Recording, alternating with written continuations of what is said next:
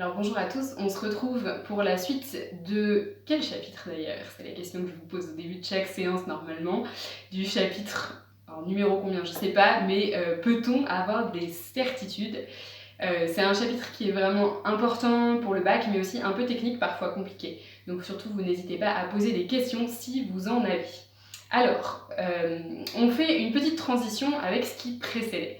Le bilan de ce qu'on avait vu, c'est qu'en fait, on pouvait avoir des certitudes en les fondant soit sur l'expérience, ça c'était le grand A, soit sur la démonstration, ça c'était le grand B.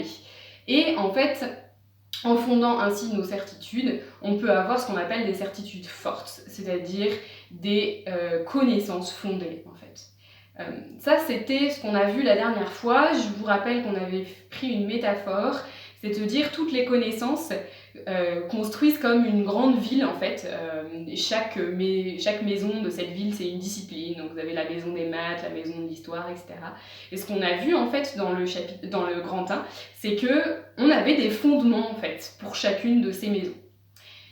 Le truc, c'est qu'on va pas s'en arrêter là, vous savez normalement ce qui suit, c'est qu'on va faire s'effondrer toute la ville de la connaissance. Comment on va faire ça?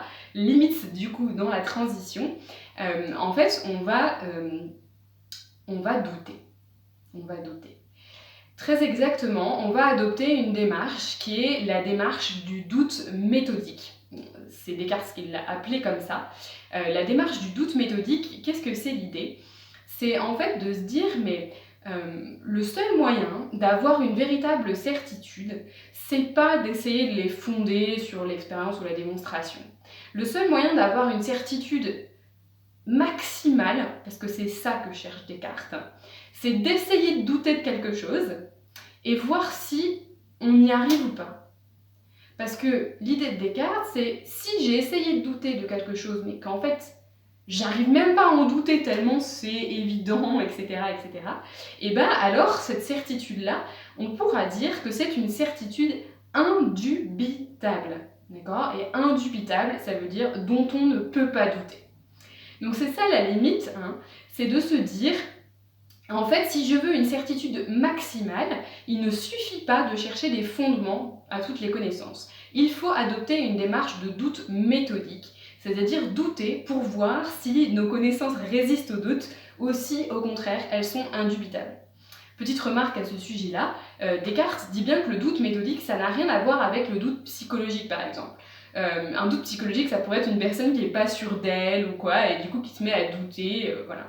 Non, le doute méthodique, c'est au contraire une démarche d'une personne qui est extrêmement sûre d'elle, mais qui, justement, a envie de certitude très forte, et donc qui doute activement, qui choisit de douter. Donc c'est très différent du doute psychologique, bien sûr. Alors, ça nous amène de façon très logique au grand 2, donc grand 2, non, c'est-à-dire non, on ne peut pas avoir de certitude. Hein.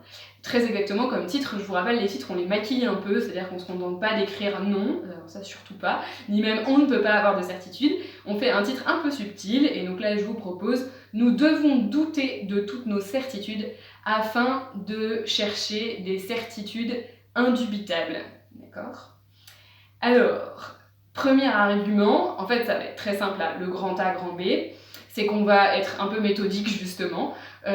L'idée c'est de douter de tout, c'est compliqué de douter de tout, il y a tellement de choses auxquelles on pourrait douter, dont on pourrait douter. Donc ce qu'on va faire, c'est qu'on va être méthodique, comme on a vu que toutes les connaissances, elles avaient deux fondements, c'est-à-dire un, l'expérience, deux, la démonstration. En fait, on va douter un de l'expérience, deux de la démonstration. Autrement dit, on fait s'effondrer en fait le socle de toutes les maisons de la connaissance, d'accord? Donc, grand A, on peut douter de nos sens et donc de l'expérience. Je rappelle que l'expérience, c'est juste une confrontation à la réalité, et la première forme d'expérience, c'est l'expérience sensorielle, donc l'expérience qui passe par nos sens, justement. Donc si on remet en cause la fiabilité de nos sens, on va être conduit à douter de toute forme d'expérience, parce que toute forme d'expérience, à un moment ou à un autre, passe par une expérience sensorielle. Alors, pour faire ça, on va partir d'un exemple.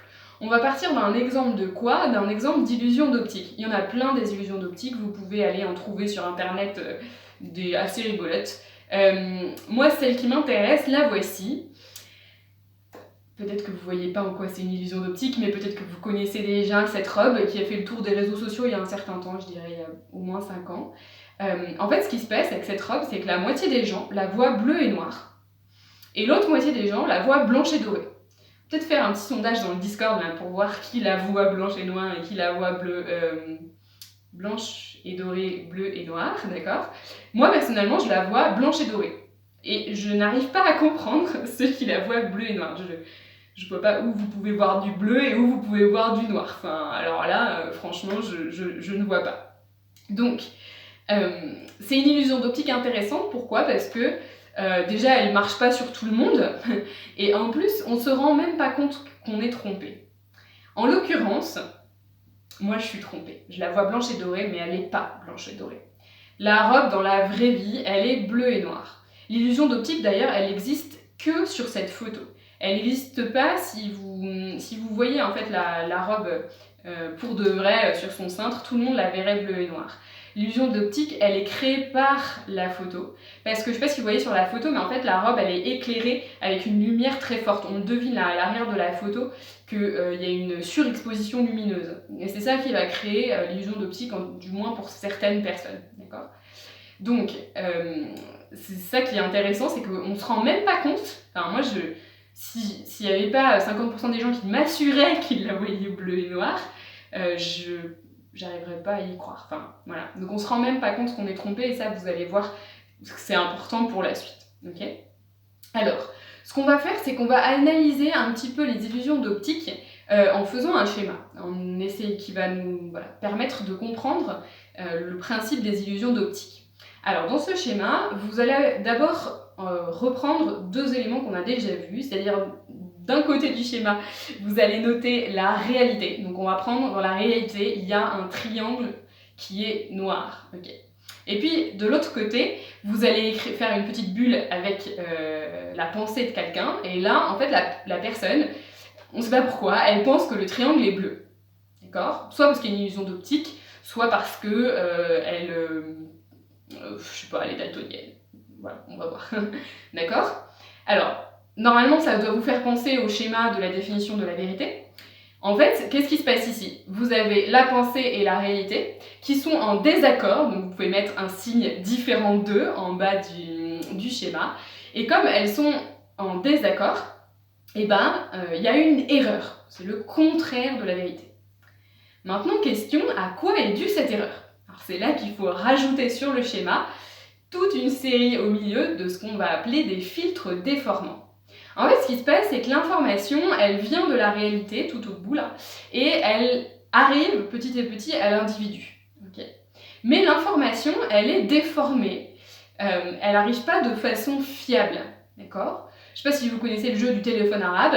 En gros, c'est un peu le principe. C'est que l'information venant de la réalité, à chaque fois qu'elle va passer un de ces filtres, c'est une métaphore, hein, bien sûr, elle est déformée. D'accord ? Je ne sais pas si vous avez déjà vu le principe des miroirs déformants dans certains parcs d'attractions, c'est un peu ça. C'est qu'au bout d'un moment, l'image qu'on se crée dans notre cerveau, elle est déformée par rapport à l'image réelle. Okay ?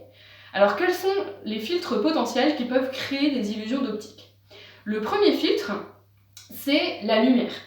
Voilà, ça, c'est le cas typiquement dans l'exemple de la robe. C'est la lumière trop forte qui crée l'illusion d'optique pour certaines personnes. Okay. Ensuite, la deuxième chose, c'est que la lumière, elle traverse un milieu. Elle peut traverser l'air, elle peut traverser l'eau, et selon le milieu qu'elle traverse, ça peut créer des illusions. Une illusion toute simple, c'est quand la lumière traverse l'eau, par exemple. En fait, d'après la loi de la réfraction, loi de Descartes, justement, Descartes était un très bon scientifique, ce qui se passe, c'est que quand la lumière arrive sur l'eau, comme ça, en fait, le rayon lumineux va être dévié. Il va y avoir ce qu'on appelle un phénomène de réfraction. Donc l'angle on peut calculer l'angle de réfraction, donc de savoir de combien le rayon va être incliné, par une formule qui vous dit peut-être quelque chose. Normalement, vous voyez ça en secondes, N1 sinus I1 égale N2 sinus I2. Bon. Qu'est-ce que ça fait ? Ça crée une illusion d'optique toute simple, c'est que par exemple, vous essayerez, c'est vraiment simple à faire, si vous plantez un bâton tout droit dans l'eau, en fait, le bâton, si vous le regardez dessus, il aura l'air d'être cassé, en fait, tout simplement à cause de la loi de la réfraction. Donc ça, c'est une illusion d'optique qui est liée au milieu, qui est traversé par la lumière. Ensuite, étape suivante, source de plein d'illusions d'optique, c'est l'œil. Alors là, j'ai mis l'œil, mais parce que je prends des illusions d'optique visuelle, mais en fait, j'aurais pu mettre les organes sensoriels en général. En fait, nos organes sensoriels peuvent nous tromper. Un daltonien le sait bien, d'accord? Donc c'est lié aux cônes et aux bâtonnets qui sont présents au fond de l'œil, et en gros, alors les daltoniens, je sais jamais si c'est leur cône ou leur bâtonnet qui fonctionne pas bien, mais enfin bref. Et donc, voilà, les organes sensoriels peuvent évidemment créer des illusions d'optique. Dernière source d'illusion d'optique, c'est le cerveau. Alors là, j'ai même mis un filtre un peu plus épais que les autres, parce que le cerveau, mais il peut nous tromper, mais un truc de malade. Le cerveau est très dangereux en termes d'illusion d'optique. En fait, le cerveau, chez certaines personnes, va par exemple compenser la mauvaise lumière dans la photo. Ceux qui ne voient pas l'illusion d'optique, c'est grâce à votre cerveau en fait, dans la photo de la robe. Votre cerveau compense la mauvaise luminosité. Le mien, pas du tout. Mon cerveau ne fonctionne pas très bien sur ce point-là. Donc ça, c'est... voilà. Mais en fait, de façon plus générale, le cerveau, il peut produire des hallucinations. Un schizophrène, je ne sais pas s'il y a un très bon film, si vous ne savez pas quoi voir, qui s'appelle Un homme d'exception. En fait, la personne est schizophrène, c'est-à-dire qu'elle... Ou tout simplement dans le Joker, là, qui est sorti cette année, un schizophrène, c'est pas quelqu'un qui a un dédoublement de personnalité, c'est quelqu'un qui a des hallucinations, et donc il va voir des personnes qui ne sont pas là. C'est le cerveau qui produit ça, c'est quand même hallucinant, enfin, c'est qu'à le dire, d'accord? Mais même, la plupart d'entre vous dans cette classe, j'espère, ne vous êtes pas schizophrène, mais tous les jours, vous vivez une hallucination produite par votre cerveau. C'est quand? C'est quand vous rêvez. Quand on rêve, mais c'est une expérience quotidienne, qu'est-ce que fait le cerveau? Il produit des hallucinations très puissantes. Parce que vous pouvez vous imaginer sur une plage aux Bahamas alors que vous êtes dans votre lit. D'accord? Donc c'est une hallucination qui est absolument énorme. Alors, une fois qu'on a dit ça, on va essayer d'analyser tout ça avec un auteur, une petite référence. Donc, la référence du jour, c'est Sextus Empiricus. Oui, il s'appelle comme ça, mais du coup, ça aide souvent les élèves à retenir son nom, parce qu'il a un nom bizarre. Comme vous le devinez, avec la terminaison en us, c'est quelqu'un de l'Antiquité romaine, du 2e siècle avant Jésus-Christ. Et Sextus Empiricus est ce qu'on appelle un sceptique. Donc, son grand truc dans la vie, c'est de douter. Quelqu'un de sceptique, c'est quelqu'un qui doute de tout. Alors si on doit résumer sa pensée, vous pouvez noter ça en dessous. En fait, la pensée de Sextus Empiricus est assez simple, c'est que la vérité est impossible à connaître parce que l'expérience est trompeuse. Oui, c'est à peu près le symétrique inverse d'Aristote. Okay. Alors, comment justifier ça? Donc justification.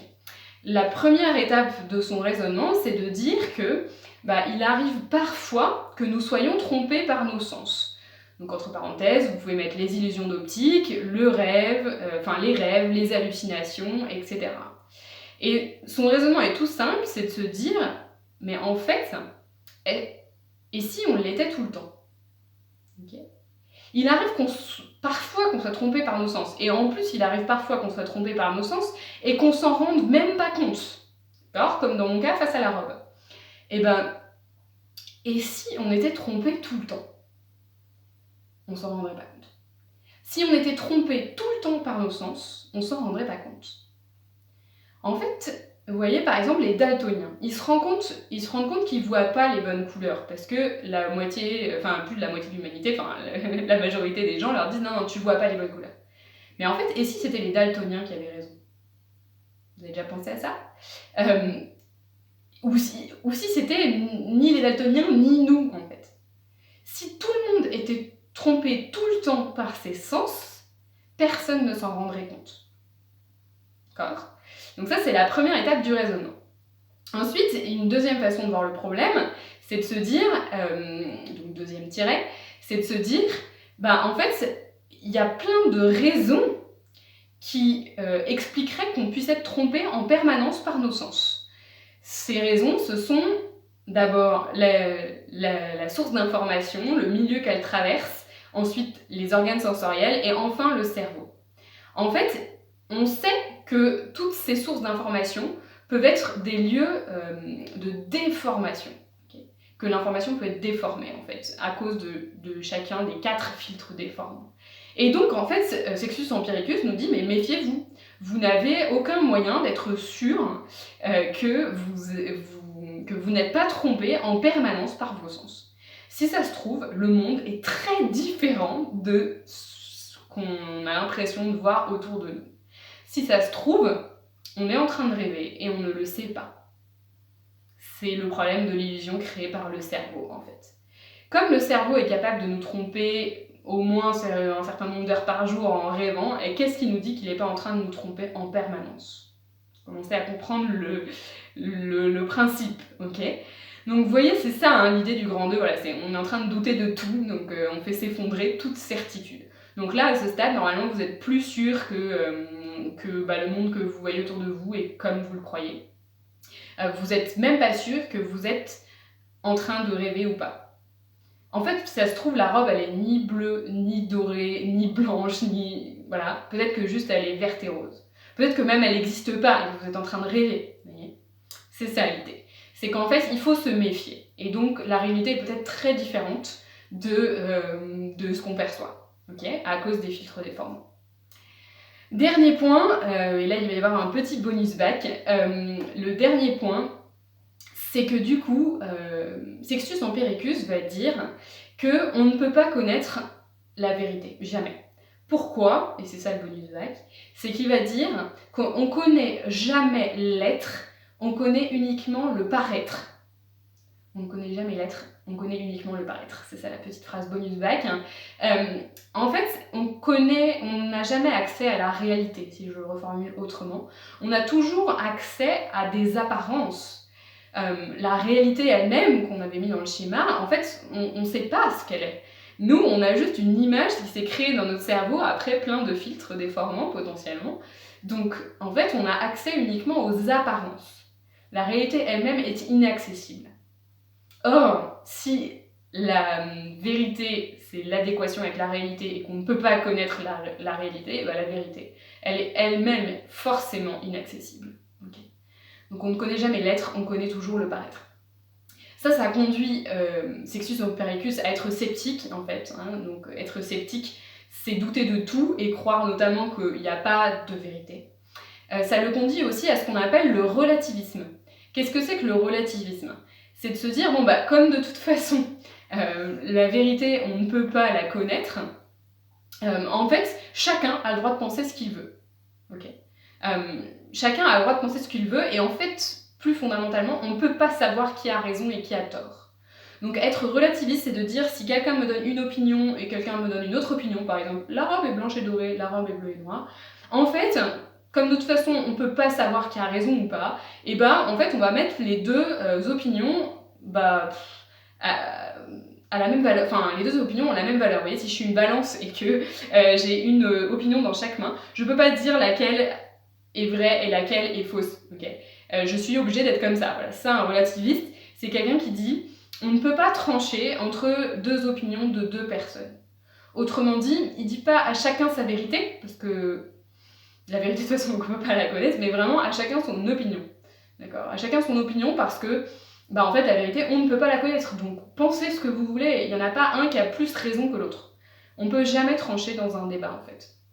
C'est ça, être relativiste. Voilà donc pour la pensée de Sextus Empiricus. Là, normalement, vous êtes dans un doute assez profond. Alors, on passe à un deuxième argument, donc grand B. On va détruire le deuxième fondement de toute connaissance, c'est-à-dire la démonstration. Et le titre du grand B, c'est donc toute démonstration repose sur un principe indémontrable. Et à partir de ce moment-là, si toute démonstration repose sur un principe qu'on ne peut pas démontrer, tout s'effondre. C'est ce qu'on va essayer de comprendre là. C'est un petit peu technique, si vous ne comprenez pas, c'est pas très grave. Si vous ne comprenez pas, je vous donne une version simple à vous noter. Voilà, version simple, vous pouvez vous noter ça, version simple, 2 points. C'est de se dire, au moins, essayez de comprendre ça, c'est de se dire, il y a des gens qui se trompent parfois en faisant des raisonnements, d'accord, qui font des sophismes ou des trucs comme ça.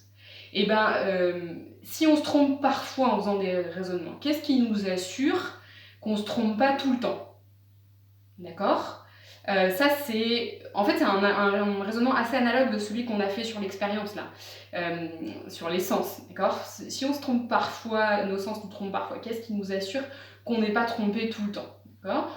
Donc en gros, c'est pas parce qu'on croit qu'on a fait un syllogisme parfait, parfaitement rigoureux, que c'est sûr qu'on a fait un syllogisme parfaitement rigoureux. Et donc qu'est-ce qui m'assure que 2 plus 2 égale 4 ? Vous voyez, que j'ai réussi mes démonstrations mathématiques, etc. etc. Donc ça, c'est la version simple. Si vous arrivez à vous accrocher et faire la version compliquée, c'est encore mieux. Donc vous pouvez vous noter version compliquée. Tout ce qui suit, là, ça va être la version compliquée. Alors, il n'y a pas spécialement de philosophe sur cette question, mais on va faire du coup comme la sous-partie précédente. On va commencer par des exemples, d'accord ? C'est toujours ce qu'il y a de mieux à faire quand il s'agit de faire passer une idée compliquée.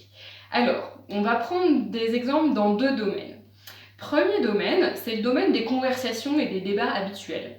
Et on va prendre l'exemple de 2 personnes qui discutent sur l'euthanasie, pour ou contre l'euthanasie. Donc l'euthanasie, ça veut dire qu'une personne en fin de vie va demander à ce qu'on écourte ses jours. D'accord ? Donc ça, c'est l'euthanasie. Alors si on a 2 personnes qui discutent là-dessus, on va imaginer que ces 2 personnes, elles font des super belles démonstrations. D'accord ? Donc en fait, on peut représenter chacun de leurs raisonnements comme un édifice intellectuel et donc faire un schéma avec 2 petites maisons. Vous avez la maison de la première personne qui est pour l'euthanasie et donc elle construit un magnifique raisonnement, donc un édifice intellectuel qui a toute sa place dans la ville de la connaissance.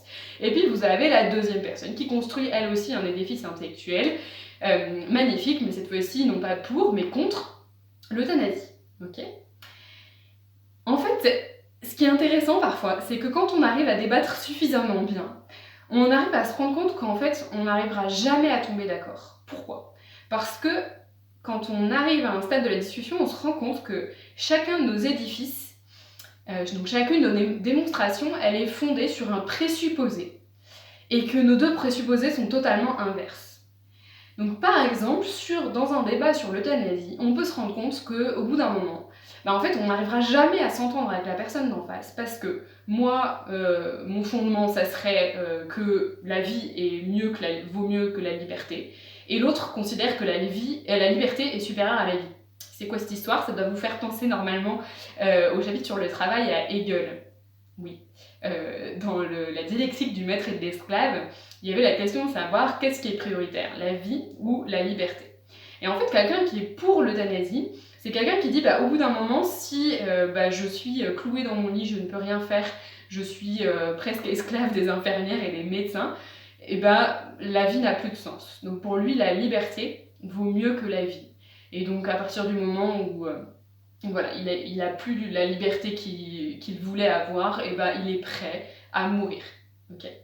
Alors qu'une personne qui est contre l'euthanasie va dire non, la vie a toujours plus de valeur que la liberté, même si je ne suis pas libre, en fait la vie est une valeur supérieure à la liberté. Est-ce que vous comprenez mon exemple ? En fait, c'est 2 personnes qui discutent et qui au bout d'un moment se rendent compte qu'elles ne seront jamais d'accord parce que les fondements de chacun de leurs démonstrations sont juste totalement opposés. Et qu'à partir du moment où elles ne sont pas d'accord sur les fondements, elles n'arriveront jamais à se rejoindre sur la suite. Okay ? En fait, ce qui est intéressant, c'est que ces fondements-là, c'est peut-être ce qu'on appellerait un principe indémontrable. C'est-à-dire que toute leur démonstration, elle est fondée sur un principe, donc le socle de la maison. Dans le schéma, on avait déjà appelé ça des axiomes. Okay. Donc leur maison, elle est fondée sur un socle, mais ce socle-là, en fait, il est indémontrable. Est-ce que c'est la vie qui est supérieure à la liberté ou la liberté qui est supérieure à la vie, qui a plus de valeur que, je dis est supérieure à, je devrais dire a plus de valeur que, c'est compliqué à trancher ça. Et en fait, c'est un premier exemple pour vous montrer que sans doute toute démonstration repose sur un principe indémontrable. Et là, souvent, ça peut même vous aider si vous avez des débats de ce type-là avec vos amis ou vos parents, je ne sais pas si vous êtes de ce genre de personnes-là, se dire peut-être qu'en fait, le problème c'est que en fait, on a des choix de valeurs au fond qui sont différents et on n'arrivera jamais à se rejoindre. Si on n'arrivera jamais à se rejoindre. Le mieux qu'on puisse faire, c'est arriver à dire ok, voilà notre point de désaccord. au fond, notre point de désaccord, c'est ça. Et il faut descendre et retrouver le point de désaccord fondamental qui fait qu'après, les deux maisons sont complètement différentes et l'opinion finale, elle est complètement différente. Ok ? Donc ça, c'est un premier exemple pour comprendre cette notion d'axiome. Un axiome, c'est donc le principe indémontrable sur lequel repose toute ma démonstration. Okay ? On va prendre un deuxième exemple qui va peut-être moins vous plaire, enfin ça dépend pour qui, c'est l'exemple des mathématiques. Parce que les mathématiques, elles reposent sur des axiomes aussi. En fait, pour bien comprendre ça, l'exemple qu'on donne le plus souvent, c'est l'exemple de la géométrie. Donc vous allez retracer une petite maison. La géométrie, on peut considérer ça comme un édifice intellectuel. Okay ? Donc c'est un édifice intellectuel dans lequel il y a plein de théorèmes. Je vous ai mis par exemple le théorème de Thalès. C'est un des multiples théorèmes de cette maison. Et en fait, ce qui se passe, c'est que le théorème de Thalès, comme tous les autres théorèmes, il se démontre. À partir de quoi ? À partir d'un autre théorème.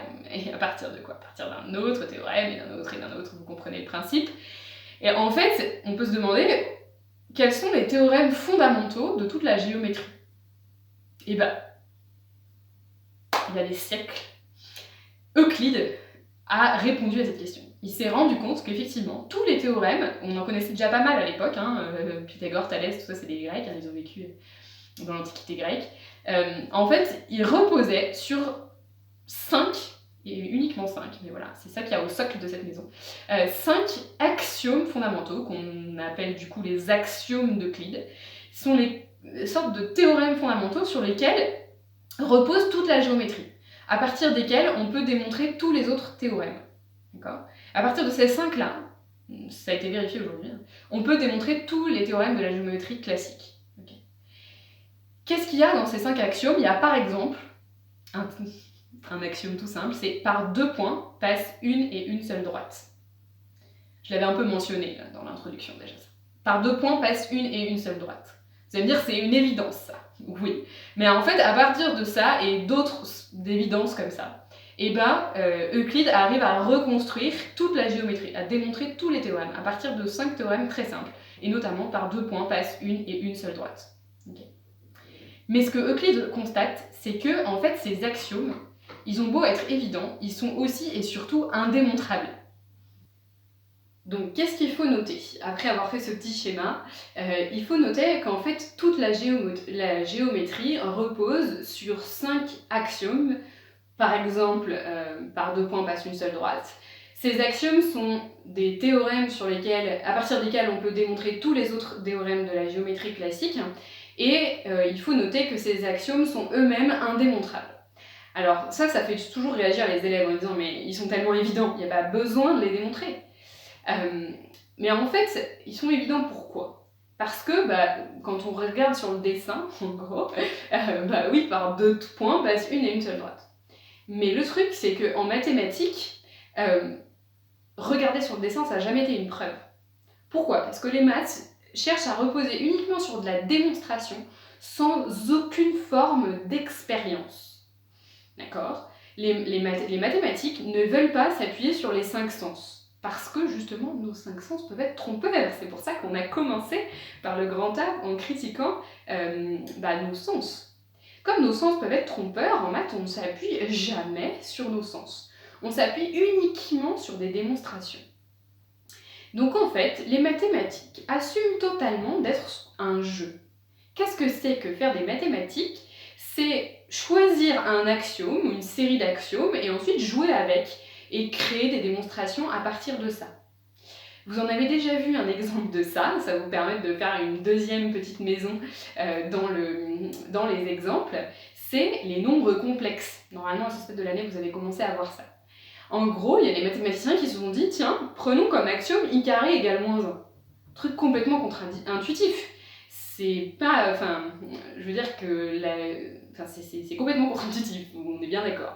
Donc, en fait, ce que fait un mathématicien, c'est qu'il peut choisir un axiome. Certains axiomes sont intuitifs, par exemple, en géométrie euclidienne. Mais on peut aussi choisir des axiomes complètement contre-intuitifs et faire plein de théorèmes, plein d'exercices et jouer avec ça.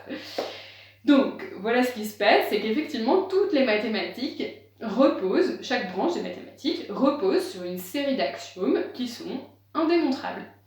Les mathématiciens ne cherchent pas à démontrer les axiomes, vous pouvez maintenant rajouter ça en dessous, que les mathématiciens ne cherchent pas à démontrer les axiomes, ils les choisissent et jouent avec ensuite.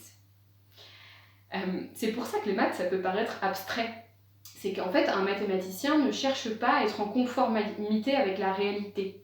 La conformité avec la réalité, c'est la définition de la vérité, ça passe par l'expérience. En maths, l'expérience, on s'en fout. Ce qui compte, c'est de jouer avec des axiomes. Je sais pas si... Peut-être certains d'entre vous, vous comprenez mieux tout d'un coup pourquoi vous n'aimez pas les maths. Et d'autres vont mieux comprendre tout d'un coup pourquoi ils adorent les maths, en fait. Donc voilà. Alors, en dessous de tout ça, on va essayer d'expliquer ça. Donc vous allez noter explication, 2 points. Comment est-ce qu'on peut... qu'est-ce qu'il faut retenir de tout ça? La première chose, premier tiret, il va y avoir 2 tirets. Premier tiret, donc, c'est de dire que quand on fait une démonstration, on ne se préoccupe pas de la vérité, mais uniquement de la validité de notre raisonnement. C'est un bonus bac d'ailleurs. Quand on fait une démonstration, on ne se préoccupe pas de la vérité, mais uniquement de la validité de notre raisonnement. Alors, ça c'est un point essentiel à comprendre. En fait, quand on fait une démonstration pure, d'accord, on enchaîne des arguments, on enchaîne des théorèmes, etc.